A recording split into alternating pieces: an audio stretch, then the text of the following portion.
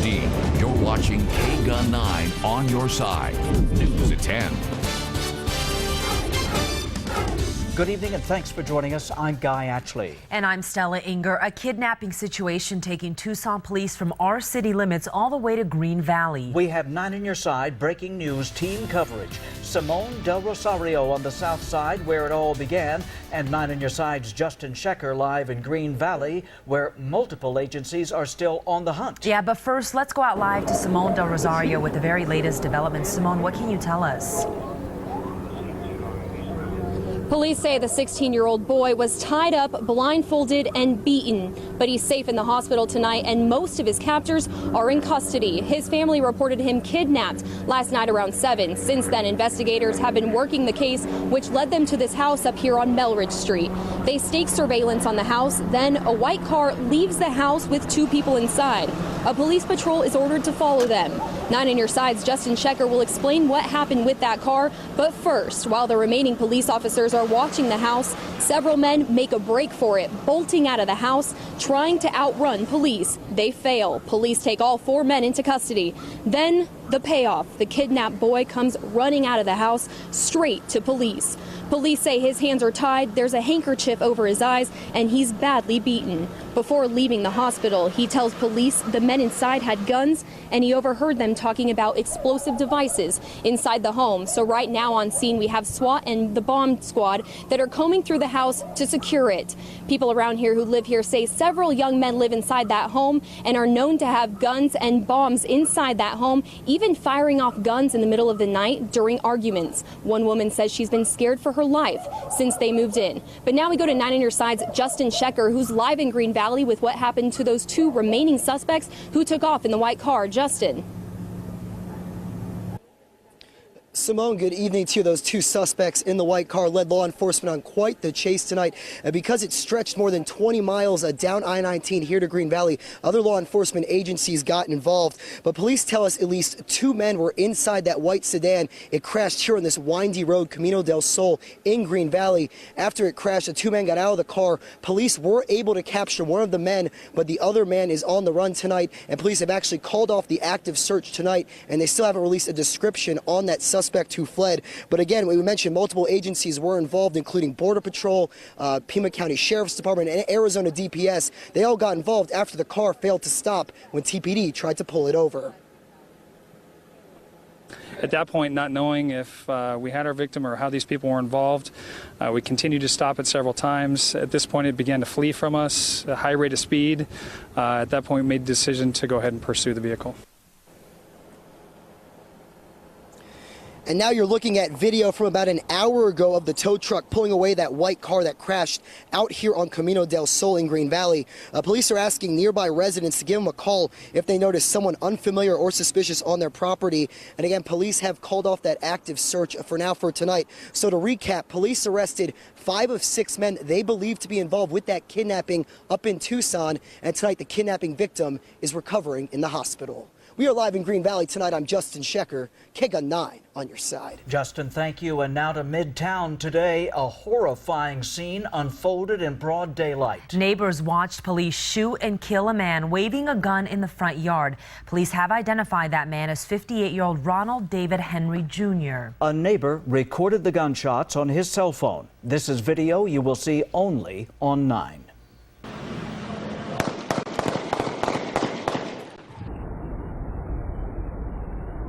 Police say it's playing out like a suicide by cop scenario, and it's still under investigation. Police say the suspect threatened a family member with his gun at a local Quick Mart, then drove to a home near Glen and Country Club where he reportedly was involved in some kind of domestic violence. In both cases, the caller said Henry made comments threatening his own life.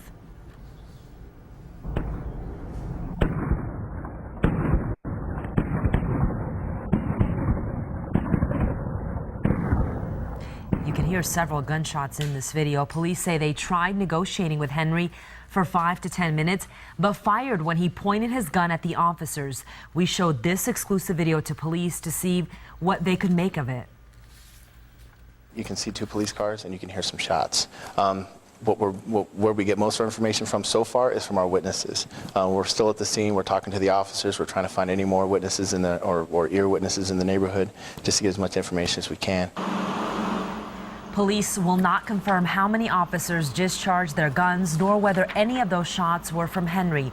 No officers were hurt. A Sierra Vista couple behind bars tonight, malnourishing their 2-year-old son.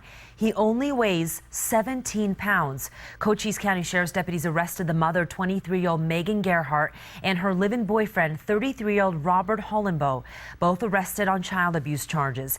Deputies found the boy living inside this single-wide trailer in unincorporated Sierra Vista with his family. The toddler, who deputies say doesn't talk and only communicates with signs, will have to relearn how to eat.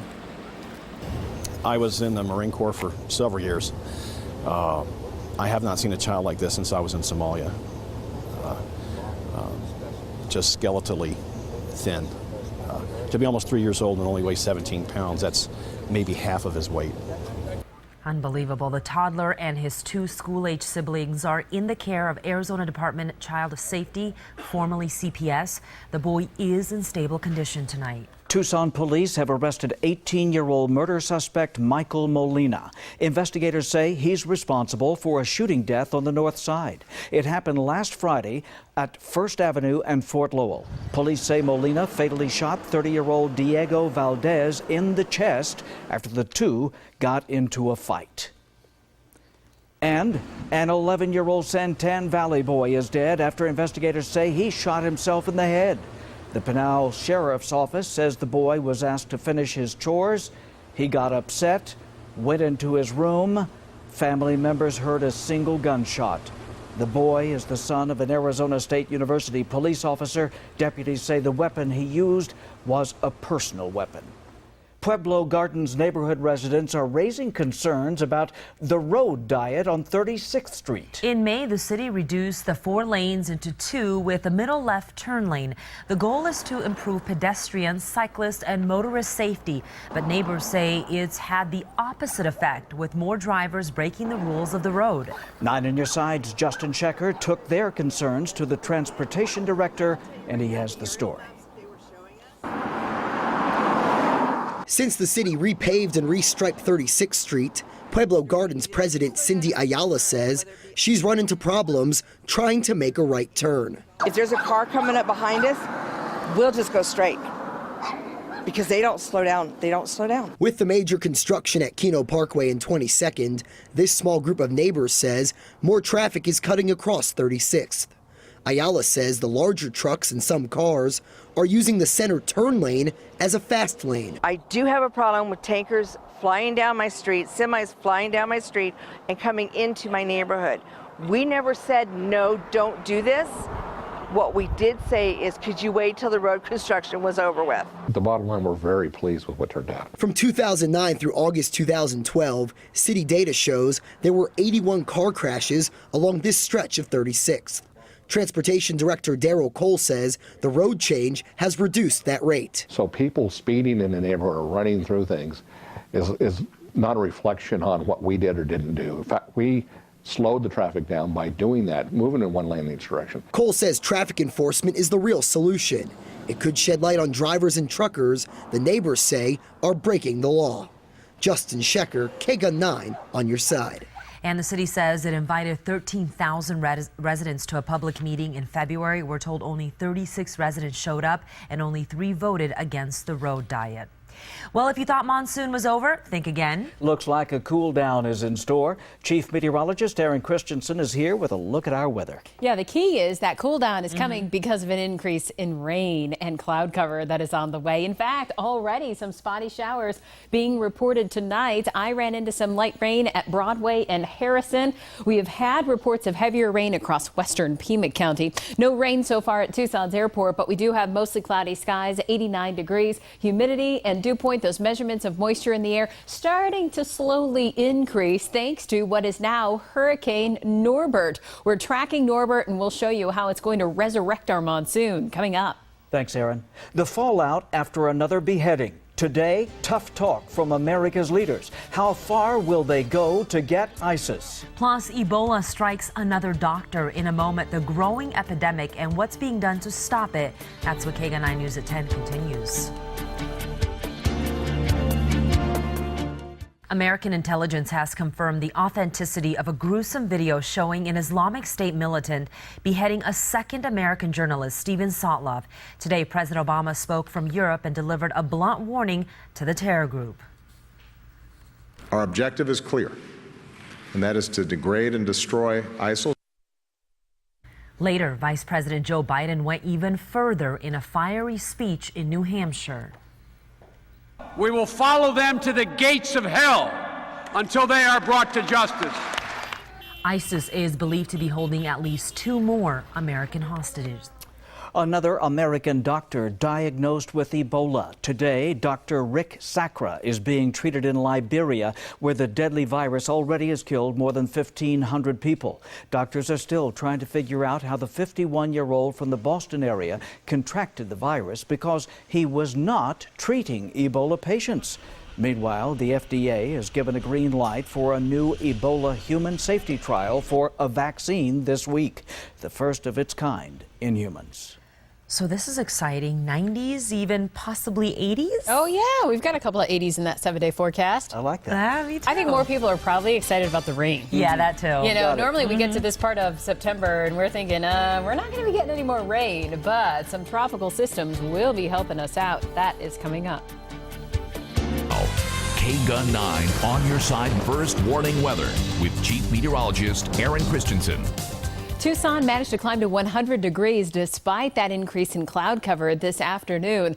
And so we're starting September on a warmer than normal note, but this comes on the heels of a cooler than normal August. We actually had an average high of just 96.3 degrees. That's the coolest August we've recorded in 8 years.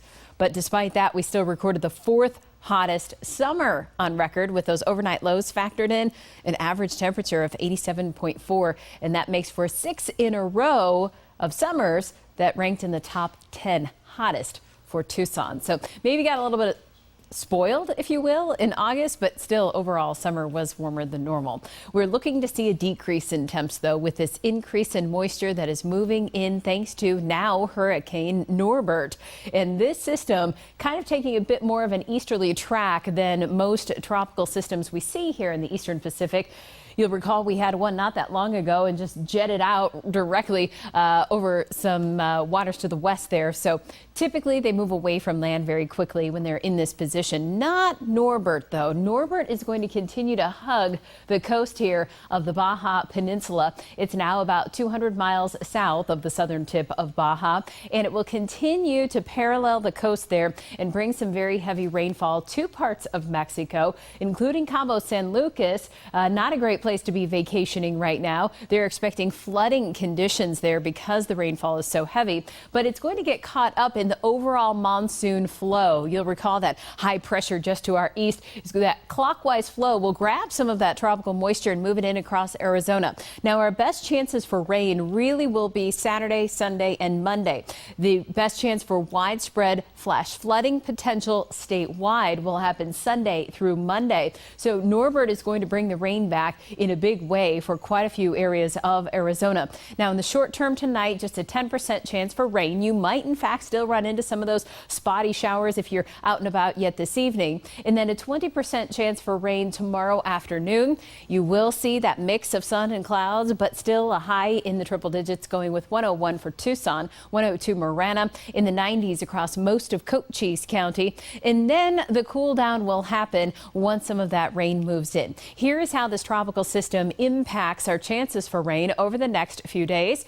20% tomorrow, but then it jumps to 30% Friday and then up to 60% Saturday and Sunday, and still a very solid 50% chance for rain on Monday. And that's when we see those temperatures falling back into the 80s. 89 degrees for your Sunday, 88 on Monday. So kind of all over the place here for the start of September. But hey, we'll take the rain. Yeah, absolutely we will. Thank you, Aaron. You betcha. We'll take some football, too. Thursday night action for the Wildcats. They are playing tomorrow night, but 2 key starters are questionable for the game. They both have ankle injuries. We'll let you know who they are and how it will affect the Cats at UTSA. Plus, why this Diamondback is getting so many high fives for pitching one scoreless innings. That's next when KGUN-9 your side at 10. At the end of the ball game in KGUN-9 on your side sports with sports director Jason Varr. A question mark in the backfield. The Wildcats had a couple of 100-yard rushers against UNLV, but now one of them is banged up. Running back Terrace Jones-Grigsby is listed as questionable for tomorrow's game with an ankle injury. The injury report did come out today for Thursday's game at UTSA. Jones-Grigsby rushed for 124 yards and had that touchdown in the win over UNLV. Now, if he can't go, it's going to be true freshman Nick Wilson getting the start. Wilson rushed for 104 yards on Friday, including this. Jones-Grigsby and offensive lineman Jacob Alsedek are questionable with ankle injuries, and linebacker Derek Turaturi, he is out with a concussion. The game tomorrow night at UTSA, which is Texas San Antonio, kicks off at 5 o'clock, and it can be seen on Fox Sports 1. It is probably the first ever news conference for a player making the practice squad, but Michael Sam isn't just any player. The Dallas Cowboys, who need all the defensive help they can get, signed the defensive lineman, hoping to become the first openly gay NFL player. He's relentless as a worker. He's relentless as a pass rusher. He is going to have to make up for a little speed. He's going to have to make up for a little size. But how many times have we seen that happen? That's what makes football. And pro football does begin tomorrow night in Seattle, the NFL season that is. Russell Wilson and company will raise the championship banner when the Seahawks and Packers kick off.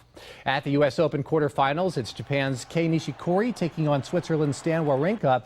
A set apiece, third set, check out Nishikori with the toughest shot in tennis. That's the backhand overhand slam. Even Wawrinka is like, well done, my friend. Then in the decisive fifth set, Nishikori goes to the low percentage drop shot. That's too tough. Nishikori takes it in 5 sets. He is the first Japanese player to reach the U.S. Open semifinals in 96 years. It has been more than 2 years since he was last on a major league pitcher's mound. June 26, 2000. Diamondbacks Daniel Hudson making his first appearance in more than 2 seasons facing the Padres. Hudson had not one but 2 Tommy John surgeries. He's only the 4th pitcher to ever come back from that. Guess what? He pitched a perfect 8th inning. A feel-good moment for the Diamondbacks in an otherwise rough season. They do defeat the Padres tonight by the score of 6-1. Hudson getting a lot of high fives. Congratulations. More than 2 years, June of 12, since that second torn elbow surgery. Jerry Jones winked and Aaron got a little chill. I missed that. That made me laugh just a little bit. So I winked back at him. We are tracking your chances for rain. That's coming up in your 7-day. Plus, a special surprise for a 9-year-old battling cancer. What one sheriff's department did for his birthday. When 9 on your side at 10 continues. Odie Garcia spent the past year battling cancer, so members of the San Bernardino County Sheriff's Department in California decided to give him a special treat for his 9th birthday. He was sworn in as an honorary sheriff's deputy ahead of his birthday this weekend. He's always been wanting to be a cop. He always watches, all these shows, Criminal Minds, Cops Reloaded. Yeah. He's always watching it. We always watch together. Yeah, and the boy's father says this birthday was extra special because the past year has been really tough for Odie. Right now, he's doing much better. He's has his hair back now. He's doing really good. And after being sworn in by deputies, Odie received training and was then given a demonstration by the SWAT team. He also had a chance to get behind the wheel in the driving simulator there. The Sheriff's Academy class also came outside and did push-ups in honor of Deputy Odie Garcia. In the end, it was an inspirational day for everyone. So what a nice way to spend a birthday. Odie looked very smart. Yes, and we wish him all of the best. Hey, speaking of birthdays, we have our own birthday girl here. We do? Yes, she's right here. Just brought me a cake. Oh, Aaron, we want to wish you a happy birthday. Thank you, guys. Happy I appreciate it. It's a good thing you didn't put enough real candles on there because the station. We just had a fire not long ago at the station. We don't need another one, right? Absolutely. Aww. But from all of us here at KGUN, we want to wish you a very, very happy birthday. We wish that you have just a beautiful, beautiful year ahead. Just as beautiful as you are, inside and out. That's so sweet. Yeah. Thank you. By the way, you don't know, Stella gave me flowers tonight for my birthday. Well, I came in Very earlier and she had other flowers, and I said, as a joke, it's not your birthday, is it? She's like, actually it is. I'm like, how did I miss that? Oh, maybe they didn't post it on the wall. There you go. There you go. All right. Well, anyone wishing for rain is going to have their wish come true. 30% chance on Friday, 60% for your Saturday as well as Sunday, and 50% on Monday. So cool down on the way as well. We'll be in the 80s Sunday and Monday. Kind of felt like we weren't going to get any more rain for a while there. No, I know. And, you know, typically I say if we're still getting rain by Labor Day, we're in really good shape. So with these tropical systems moving through, that should help us out quite a bit. All right. That's our news. Thanks for watching, and good night.